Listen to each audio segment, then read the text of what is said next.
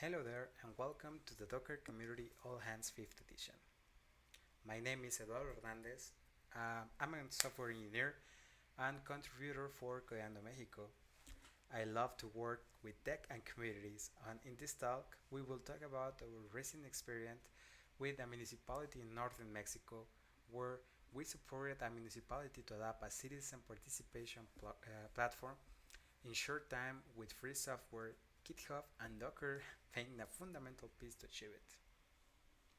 At Codeando Mexico, we have been creating and using civic software for almost 10 years. This to promote transparency and citizen participation with the three levels of government: federal, state, and municipal. In some occasions, we have been able to support civil society organizations as well. In this context, we have been supporting Monterrey. Monterrey, located in northern Mexico, 2 hours from U.S. border, is a municipality with more than 1 million inhabitants, which rises to 5 million actually if the metropolitan area is also included. I have to say that it is one of the industrial and economic centers of the north and only behind Mexico City at the country level. Okay, for the problem that we just solved recently, uh, basically with the change of government in 2021, the municipality commissioned the citizen participation department to launch the first digital citizen participation process, which is the Monterrey 2022 participatory budget. So, but what a participatory budget is? Let's start with this. It is an exercise in a citizen participation in which the residents of Monterrey will decide how to invest 5% of their property tax revenues to promote improvements in their neighborhoods that improve their quality of life and the public spaces they inhabit.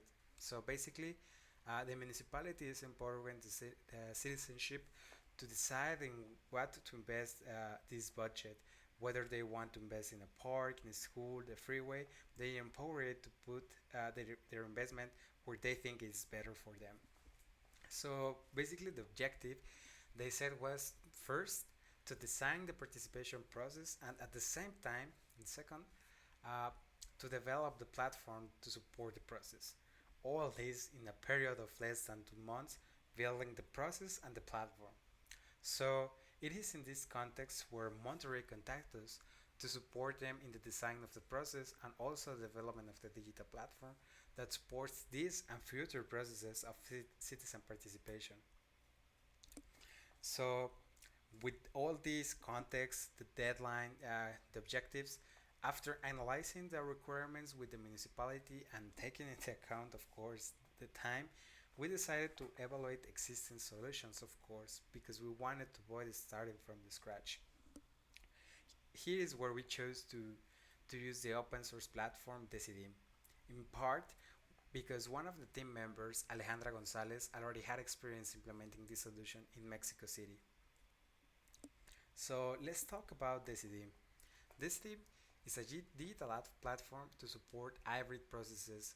That means like online and face-to-face, and processes of citizen participation, and it was developed by the city of Barcelona to meet its own needs. Uh, Actually, they initially adopted another platform, Consul, which had been developed by Madrid. However, they soon realized that they will need to develop their own, and from the beginning, it was designed to be modular and extensible. Actually, they had published the architectural decisions they made in order to start developing Decidim. I'll recommend totally to read it. Decidim is implemented in Ruby on Rails, and all its components are implemented in Ruby on Rails engines, which are like a more modular way of developing platforms. And it takes advantage of all the rich ecosystem around Ruby and Ruby on Rails to basically allow um, the developers and their teams to focus on productivity and the development of the platform rather than focusing on the technical aspects of it. All this said, one of the first challenges we faced was trying to introduce like an agile development methodology. As part of the projects that we develop normally, we try not only to support with technical aspects, but also to work with agile methodologies and train our partners on how to adopt them. During the development, we found some things like changing requirements, of course, with like any other solution or project. But this time, changing requirements were almost every week, partly because, as I mentioned, we were developing like the participation process as that's at the same time of the platform. So basically, we were working in parallel. Other of points was the decision complexity. Although it is a project that has been successfully implemented in other cities, it requires advanced knowledge of Ruby and Rails. And as I said, it is a complex platform, and the configuration of it and execution environment is kind of difficult to replicate between different machines and operating systems. So basically, having to configure a server every time you need to make a change is kind of hard. So partly for this reason, from the beginning, we try to optimize the development process, minimizing time between receiving a requirement by the municipality and their development of the features or changes and the subsequent deployment to the test server. So here is where we end up designing a continuous integration pipeline, which is based in GitHub, GitHub Actions, and Docker. So basically, all our source code is hosted in a GitHub repository, and with each feature that we developed, we followed a trunk-based development methodology. So basically, small changes were frequently pushed to the main branch, but through a pull request. And each pull request had like a couple of checks, like code style, test, and some other things that we care about. And also with the same GitHub actions, after the changes were accepted and pushed into master, we were able to automate the Docker image build and bump it to the latest best version and push it to the organization image repository, allowing us to, with a couple of commands, just pull the latest image into the test server and basically deploy it, right? Also, we took advantage of Docker Compose. Using Docker Compose made it pretty easy to run our entire system with a single command, making like pretty easy to pull the latest version of the Docker image, as I said, run the test team instance of the Rails server using the proper environment configuration. Also, as part of the same process, to run the different workers for the background jobs and the scheduled tasks. Like we were pushing, where actually this is like a DCDM out of the box configuration. Long time processing task or things like sending an email are pushed into the background job and processed into workers.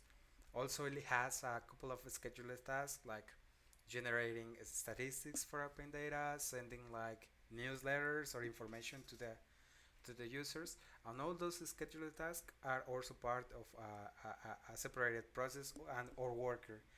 So here you can see like what our configuration is. Basically, here is where we pull the image, we set the configuration like ports, and we pass the configuration by using a .m file just to describe like our configuration. And there were like a few configurations for having like a different setup, like for development, for production and test. We were using different configurations, for example, different email servers because we didn't want it to send test emails to actual users. So we took advantage of being able to have different configurations in the servers, and it was pretty straightforward to just change these values and enable our partners to test like the new changes. All these, like the automation process and the easy and straightforward usage of Docker Compose, allow us to receive basically a request on Monday by changing a lot of the requirements. And also, even with that, we were able to deliver it almost at the next day and test it in the servers, which was like impressive. Um, some of the learnings, while it is true that some of the things that were complex than we anticipated, uh, and we had some learnings from there. First of all, let's start with Dockerizing. Dockerizing a platform like the Steam is not trivial, just because it is a platform with a lot of moving parts, and because of that, it's not that easy. Furthermore, although there are some examples on the internet, the information is very scattered, and there is no clear and universal way to package a decision platform.